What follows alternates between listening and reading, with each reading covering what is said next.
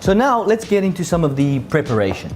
And one thing to remember, which is very, very important, is that even cutting, right, and even cooking of the vegetables will mean an even release of flavors.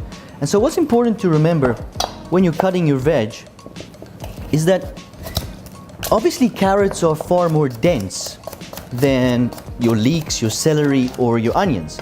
And so you want to cut them a little bit smaller and then leave the celery, leeks, and onions slightly bigger, because obviously being more dense, they're going to take a lot longer time to cook. So carrots, that size is perfectly fine. And then you can be quite rustic with your onions. And I tend to waste nothing. I keep the skin on, I keep all of it on. When we're simmering the stock, we'll be skimming it, and that will remove a lot of the impurities as we go along.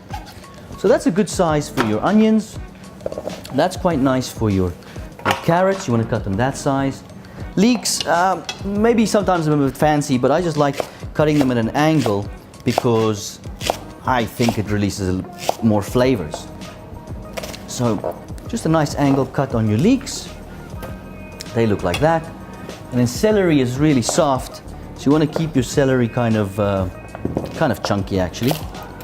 That's a decent size for celery.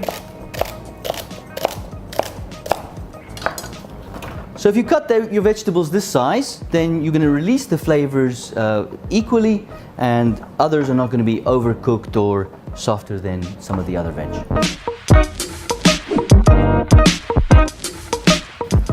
Okay, so let's look into how we're going to prepare our bones for roasting.